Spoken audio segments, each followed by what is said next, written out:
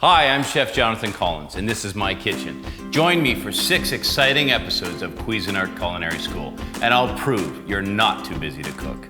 I'll teach you passionate, healthy, and simple cooking for your family. What we got to do? Answering questions about ingredients, techniques, recipes, and tools. Master French culinary basics, and you'll always cook with confidence.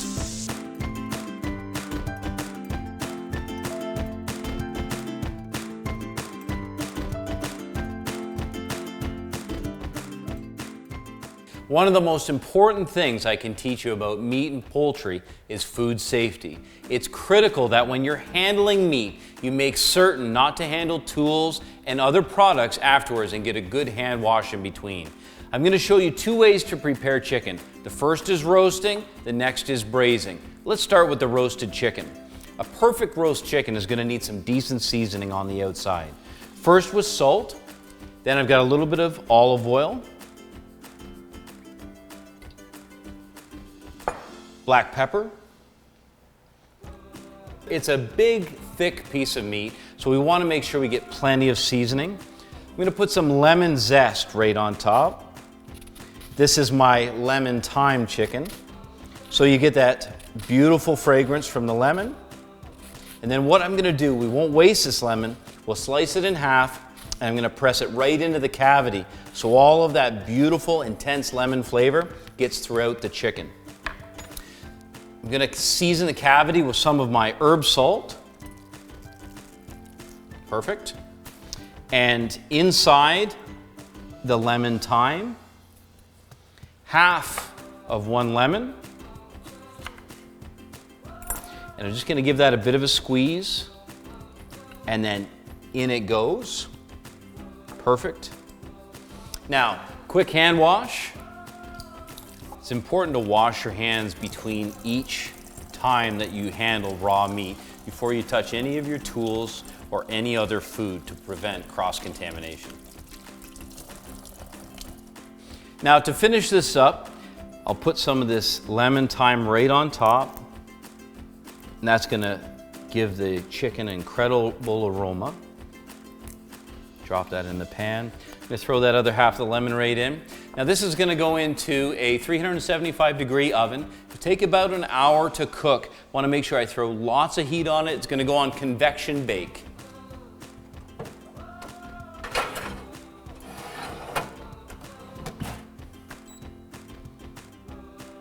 That started and away, and now I'm going to show you how to break down a chicken very simply. This is a beautiful free-range chicken. And the chicken is in some simple parts. We have legs and thighs, also the wings and the breasts. It's going to come apart so quickly you want to do this yourself. You start off by running the knife through and alongside the leg, and you can just press it back. And when you do, it reveals a joint. And you just simply run the knife straight through that joint, and you've already got a leg off. Now let's turn, and we'll do the other side again.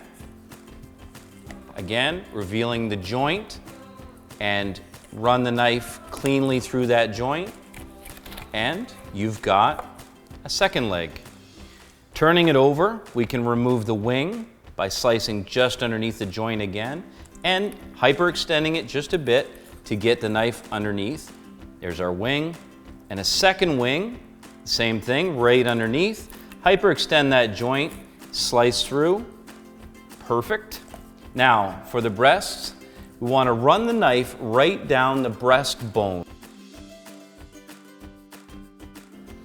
And you can feel with the knife and press back right off the breastbone, and then slice your knife straight through. Lift it up, and you've got a perfectly finished breast. On the second, again, pressing back against that breastbone.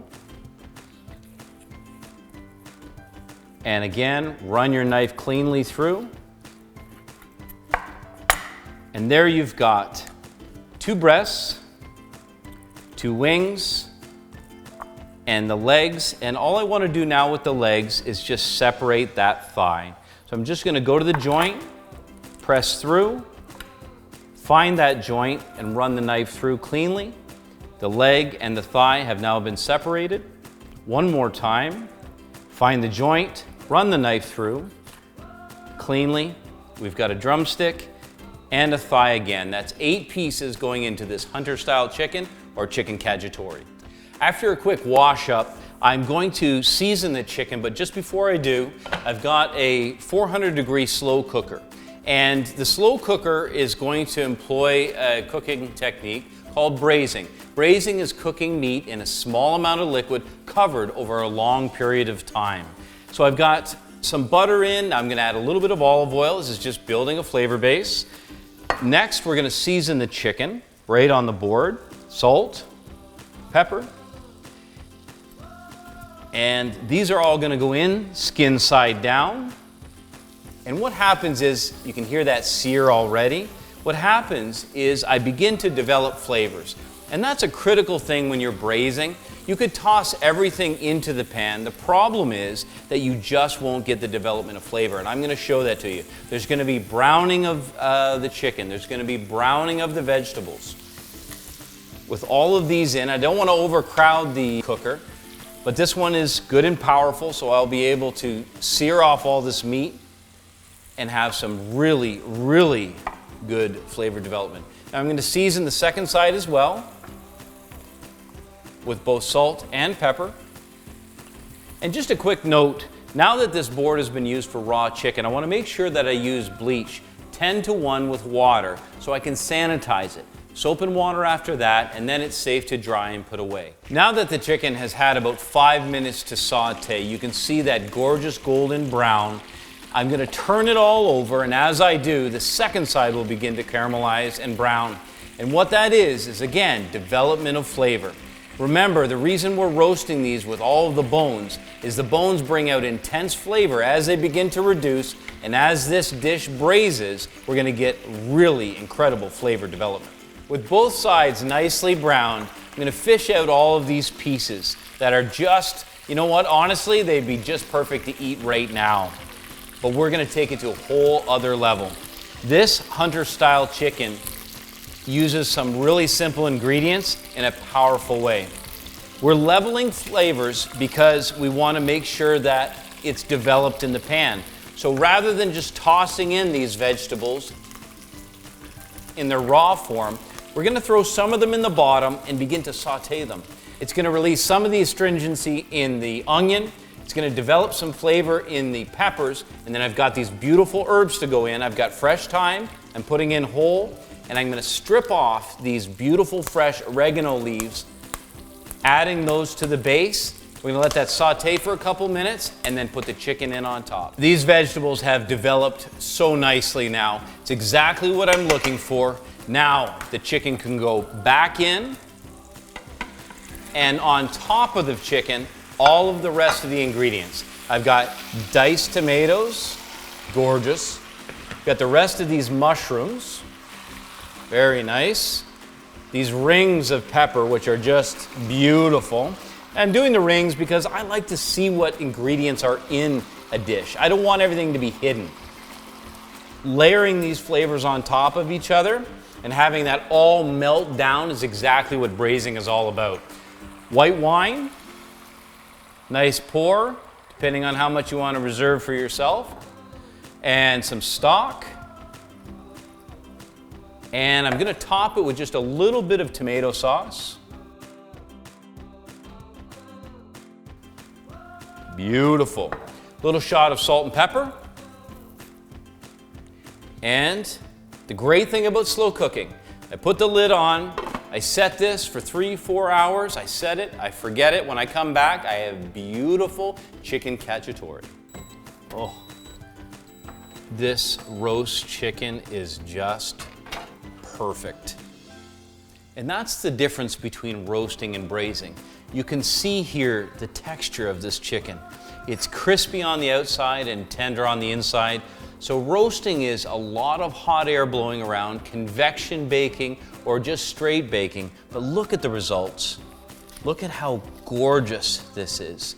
And you can imagine these results at home are so simple. Look at all we did. A simple seasoning and stuffing. throw it in the oven for 60 minutes at 375 degrees and it's perfect. Let's have a look at this chicken cacciatore. Oh, the smell coming out of that pan is incredible. I'm just gonna pull a few pieces out here, show you what these bites of beautiful chicken look like. For some reason, this combination of peppers and onions and mushrooms is perfection. Look at that. Oh, it's so good. I want to get a taste of one of these. Gorgeous. I'm just going to take, the nice thing about slow cooking is you always develop a sauce in the pan, especially in these slow cookers. What happens is all of those flavors concentrate over time. Give this plate a quick wipe. Oh, gorgeous. Let me grab a little bite here.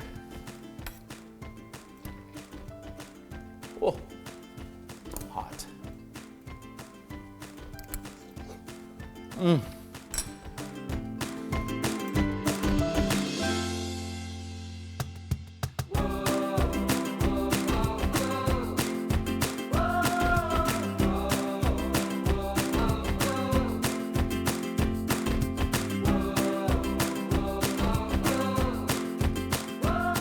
Now that we've roasted chicken over a long period of time, I want to show you how quickly you can roast a rack of lamb. I'm going to do it with fresh parsley, fresh rosemary, and fresh mint. Those three together are perfect with lamb. Directly into a food processor to make short work of them. I've already taken them off the stems, so I'm dropping in the mint and the rosemary, also the parsley. I'm going to press those down inside. I'm going to turn this into a thick paste that'll coat it just beautifully. Some extra virgin olive oil, a few good glugs, and I've got this gorgeous grain mustard with Dijon, and it is just perfect with lamb. Also, beautiful fresh garlic, 3 cloves in. Let's give this a turn. Look at that, how beautiful that comes together. Just gonna press it down a little bit. And now that it's started to come together, I'm gonna put a few breadcrumbs in. I've got panko breadcrumbs. You can use just dry breadcrumbs. I like the texture of the panko. It's nice to change things up a little bit. It gives a nice crunch when it roasts at 450 degrees. One more turn.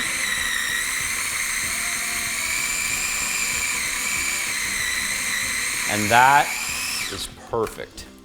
Now I've got 2 racks here. They've already been Frenched, so all the connective tissue has been separated from between the bones. And I'm gonna go directly in a pan, oven-safe pan. Remember, it's gonna have to take a lot of heat at 450 degrees.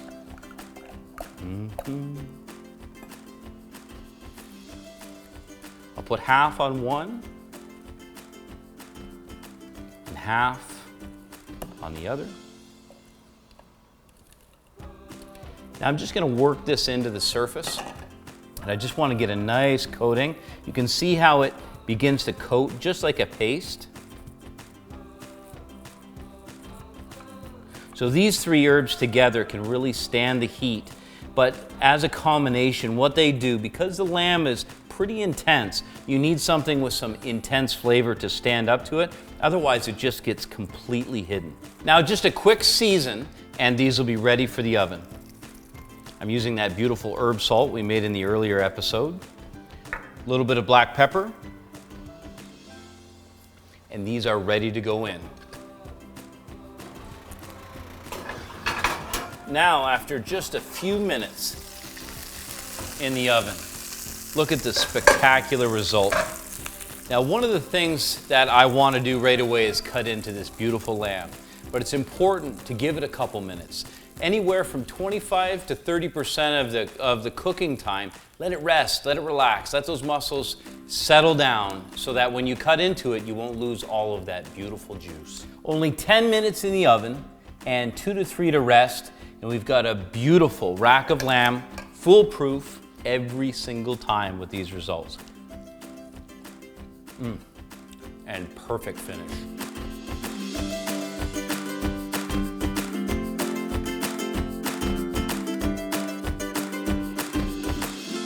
Is there anything more satisfying than a good hamburger? I've got some chuck here that's ready to be ground. I've picked up a powerful Cuisinart grinder. This is the kind of machine that can get the job done quickly and can give you unbelievable results. Let me show you how it works. Simple flip of the switch, and in goes the cubed ground chuck.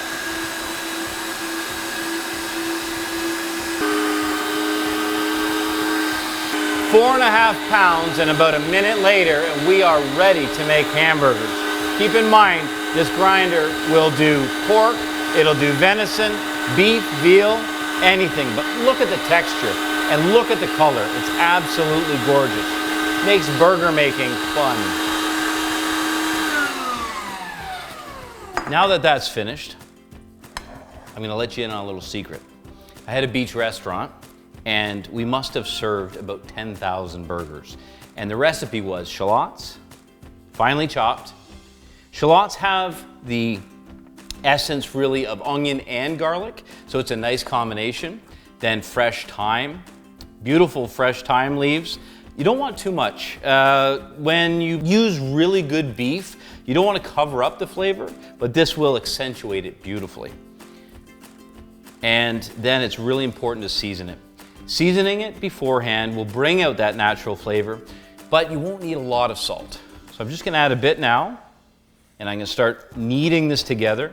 A little bit of salt, a little bit of pepper. It's important also not to overwork the beef. If you overwork it, it'll become almost sinewy. It'll become stretchy and a little bit tough. And by the way, you'll see no eggs and no breadcrumbs in this recipe. It's not necessary. I'm going to use Dijon mustard as a bit of a liaison, and it gives it really nice flavor. So a good bit of Dijon. And now I'm just gonna start working these together.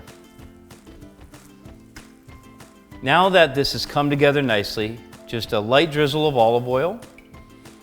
And as I begin to make the hamburgers, I want to shape them and form them by using a uniform size in my hand. It's about the size of a baseball. And that'll give me about 5 ounces to 6 ounces, nice big burger. And I'm just using the palms of my hand, working the beef together just slightly, squeezing it, and then pressing. You can press down on a board, just like this. Turn it once, press again. You want to make sure you get it flattened out so that as it cooks and begins to shrink a little bit, it won't shrink off the sides of your buns. These burgers are just perfect. I'm going to top them off with some gorgeous cheddar cheese, and then I'm going to finish the perfect hamburger. Let's start assembling. I've got this really cool bib lettuce that's grown right in the blister pack. So it means it's fresh all the time. So let's put some lettuce on the bottom.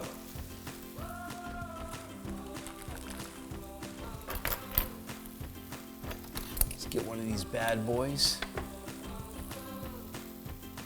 Some of these beautiful mushrooms we've sauteed.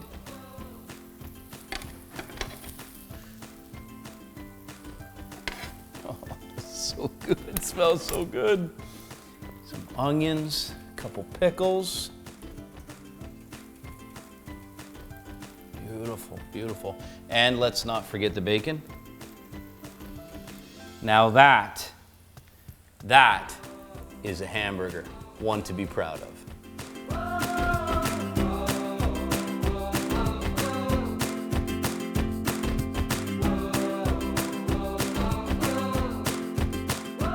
Steak au poivre, or pepper steak, is the perfect way to finish this section. It's a simple preparation that has incredible flavor. I've got a pan that's just coming up to temperature now, but what I'm gonna do is I'm gonna start by putting some pepper on. Now I could take whole peppercorns, black peppercorns, grind them either in a food mill or press them maybe with the corner of a pot to get a nice crack. But this great pepper mill has an adjustment on the end, allows me to do a perfect cracked pepper. Large in size, because that's the one thing about steak au poivre. It's got that potent, heavy pepper, and what happens is by sauteing it, it mellows it, and adding the cream balances it out really nicely. So you're gonna say, stop, chef, but I'm saying, no, we need more pepper. So lots of pepper, and now a bit of butter in the pan. I'm gonna use about a tablespoon. And that's away. I'm going to turn this heat up. I'm going to use a good extra virgin olive oil to bring up that smoke point a little bit. Need lots of fat in the pan. Just going to move that around a little bit. You can see those bubbles developing right away. It's perfect. Now I've got some coarse salt, coarse sea salt. Whenever using large, thick proteins, it's nice to have the coarse salt. It's going to penetrate more deeply. Now these are ready to go in the pan. When you put them in the pan, you want to gently slide them in the pan so that you don't splash it on yourself. You get that sear right away. Now you're going to want to check this. You're going to want to look in on it, to pick it up. It's sticking to the pan right now, but what you need to do is leave that be. We're only going to do 2 turns with this. Leave it in the pan until about 2 to 3 minutes, and then we'll come back to it. It'll be ready for the last turn and the finish. It's time to put pepper on the second side, just as much as on the first. Completely cover these beautiful strip loin steaks. They've got incredible marbling, which means all the fatty connective tissue runs throughout the meat, giving it incredible flavor. These are perfectly ready for the turn now. I've developed that beautiful crust on the outside. Now we're going to saute this second side for about 2 to 3 minutes and then deglaze and add the cream. Once both sides are complete, take about an ounce of brandy in a shot glass, not in a bottle for safety, drop it right into the pan and let the flames out of the kitchen. With the pan deglazed, I can now put in that whipping cream. The 35% cream in the hot pan is going to reduce in a matter of seconds. The nice thing about this particular dish is that it's a perfect balance of heat and richness with that beautiful beef flavor. I finished this with just a small pat of butter. Roll that around in the pan. You can see what we've developed is a perfect pan sauce that was simple and effortless. I know when it's finished when I can see there's a little bit of a glossy hue to it, and let's have a look at what that looks like on top of these beautiful steaks.